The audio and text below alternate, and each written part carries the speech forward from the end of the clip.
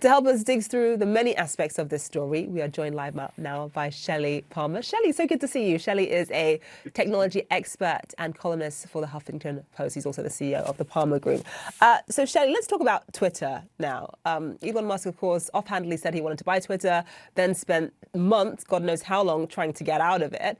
Now that he has it, what does he do with it? How is he going to make it his? Well, he tweeted last night, "The bird is freed," and I wonder if he meant fried. I, I just, maybe it was a typo.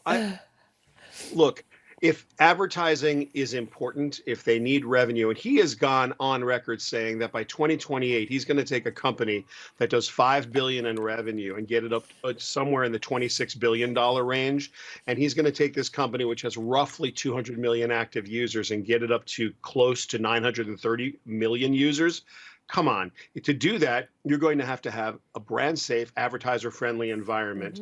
That's not what anyone thinks is going to happen. And it's not what he says is going to happen. And then yet the other day he tweets, actually he wrote, "Twitter obviously cannot be a free for all hellscape." This is his words, not mine, where anything can be said with no consequences. And then he went on to say that Twitter aspires to be the most respected advertising company in the world. So come on, you can't have it both ways. You're either going to have a free-for-all hellscape. I mean, look, he's clearly speaking out of both sides of his mouth at this point in time. You know, he talked about not wanting Twitter to be the cesspool of hate. But I think the real question is how he handles misinformation on the platform. Obviously, you've got two major elections across the world coming up. You've got the US midterms. You've also got elections in Brazil. Surely how he handles disinformation, misinformation should be a totemic part of his strategy. It should be. He fired Parag Agrawal. Parag is an AI expert. In every way you can say AI expert. This is an intractable problem, Zain. It's not a problem you solve. There are all kinds of vagaries and contextual issues at all social media companies, but particularly at Twitter, because by definition, every single tweet is out of context. You have to go back and find, if someone goes, "I agree," or "That's cool," what's cool? Like, what are they agreeing with? You have to go back and look. So it already is ambiguous to begin with. Then when you start adding the fact that you can't understand context, humans can't. That movie was so bad. Did I mean that movie was good? Or the movie was bad? A person would need context for that, let alone a computer. And then when you add into it the hardest part, which is what's known as prepositional phrase attachment ambiguity, Zain drove down the street in her car. Now, babies know that cars go in streets and people go in cars, but computers don't. Zain drove down the street in her car. Is the car in the street? Is the street in the car? You can't tell if you're a computer. These are intractably hard problems.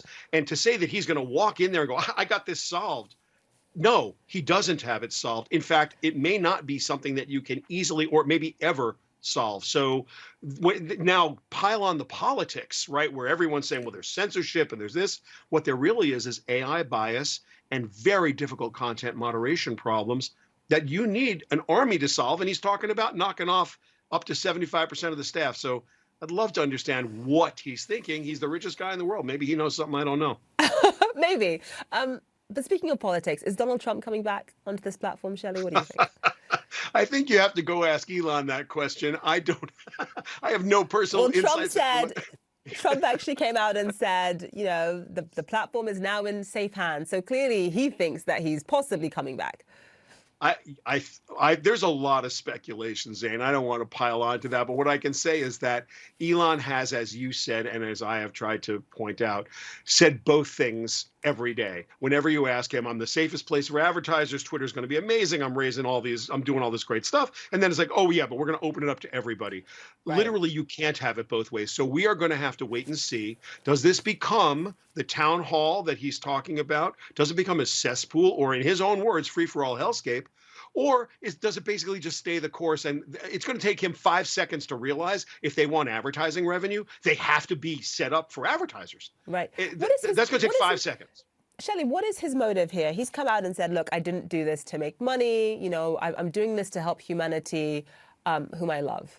Is this just a vanity project for Elon Musk at this point? I mean, he didn't even really want it to begin with. Let's be honest. You know, he was forced. Well, he didn't want it. He didn't want it at a price. But you know what, Zain? I can't give you any deep insights into the mind of the richest person on earth.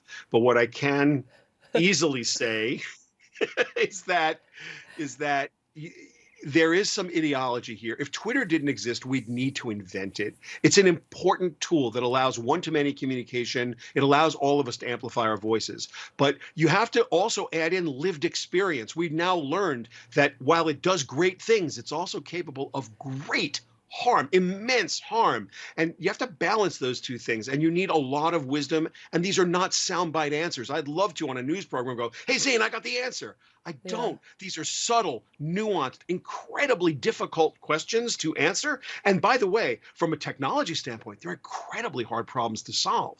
So we haven't been here before as humanity. If he loves humanity, maybe he'll take a step back and be a little more measured. Maybe. I mean, listen, I don't know about you, but I certainly do have, just this is me speaking personally, a complicated relationship with Twitter. On the one hand, it is such a useful tool, but as you point out, it can be so toxic on there. As you well know, Shelly Palmer, we have to leave it there. Thank you so much.